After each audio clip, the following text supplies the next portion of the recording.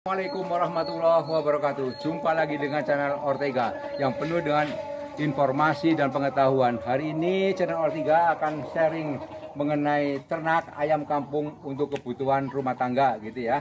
Ini sementara ayam ini belum saya bisniskan, tapi untuk kepentingan rumah tangga. Saya akan memberikan contoh. Ini ayam sebanyak ini. Asal muasalnya dari dua ayam kecil, Mas Bar, dari dua ayam kecil yang asal muasalnya ayam sebanyak ini nih dari dua ayam kecil segini, semua betina. Pada awalnya saya hanya untuk memanfaatkan sisa-sisa dapur.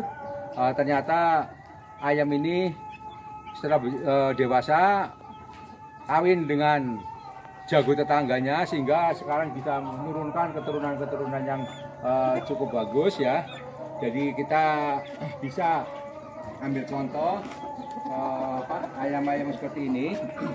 Nah, ini sementara ayam ini dengan semi umbaran gitu ya, ada kandangnya tapi kita umbar gitu ya.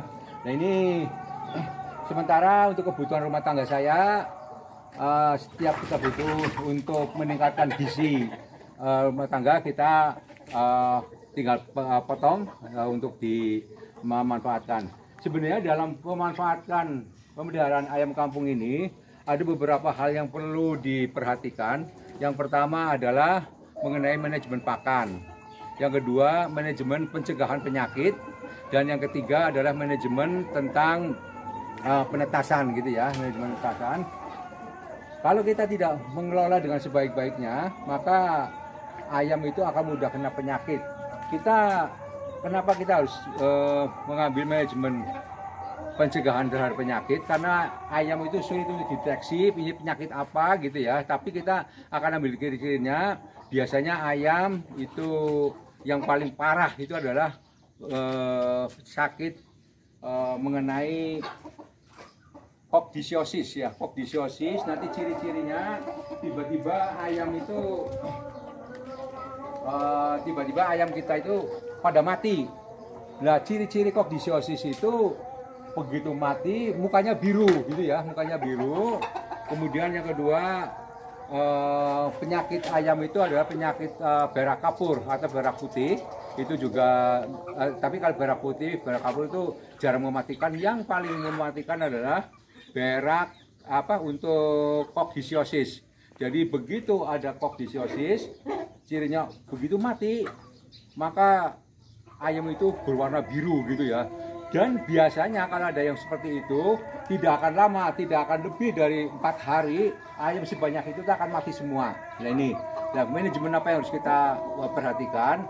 Begitu kita melihat ada ayam yang mati sudah biru, lebih baik kita perhatikan mana yang kira-kira kena, itu bisa kita potong. Itu yang pertama. Yang kedua, kita sebenarnya punya manajemen manajemen pencegahan.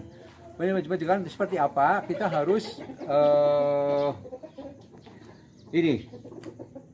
semprot dengan menggunakan karbol gitu ya. Ini karbolnya.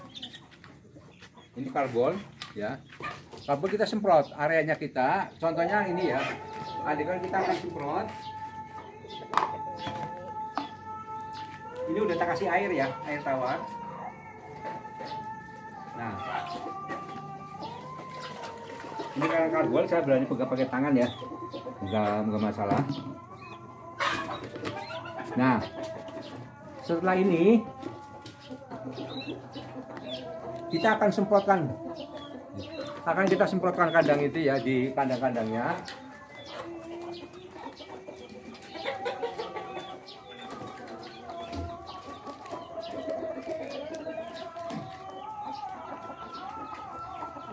Nah ini, kita akan semprot kandang ini dengan karbol nih ya, karbol disinfektan.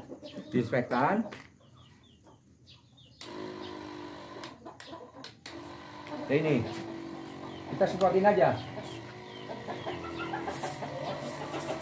Ini ya, ini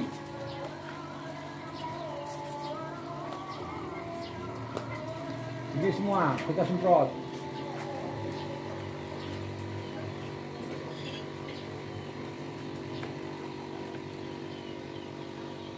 Ini adalah manajemen pencegahan terhadap penyakit ya. Jadi manajemen pencegahan penyakit setiap minggu sekali kandang itu areanya kita semprot dengan menggunakan disinfektan. Kemudian manajemen penetasan. Nah ini manajemen penetasan kalau udah banyak sebanyak ini maka akan berebut ya. Sekali lagi akan berebut mengenai mengeramnya. Mari kita lihat seperti apa yang tidak boleh ditiru gitu ya. Sekali lagi ini tidak boleh ditiru. Nih, ini contoh. Ini contoh adalah ayam yang berebut mengeram nih. Di sini ada dua nih, ada 2 ekor ya. Ini ada 2 ekor. Kemudian di sini juga ada 1. Ini ada 5 ekor nih. Ada 5 ekor ya. Ini ada 5 ekor yang mengeram nih. Ini akibat manajemen penetasannya tidak bagus gitu ya. Sekali lagi.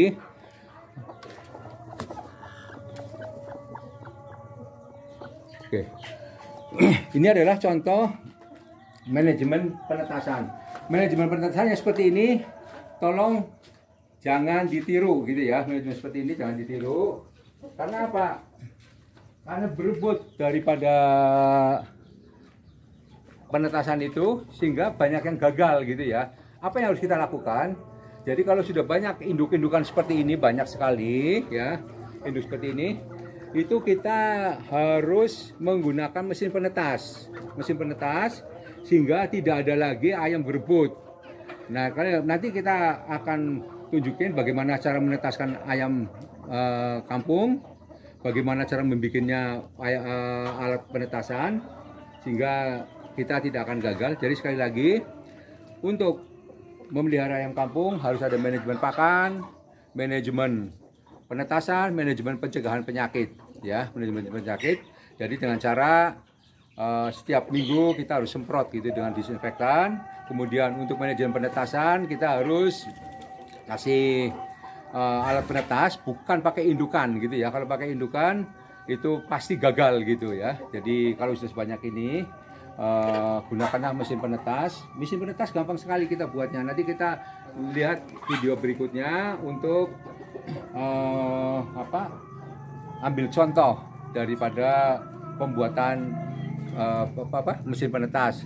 Terus manajemen pakan. Manajemen pakan kalau kita mengandalkan pekatul aja, maka itu kita pas-pasan ya, rugi gitu. Artinya kita harus menggunakan manajemen pakan.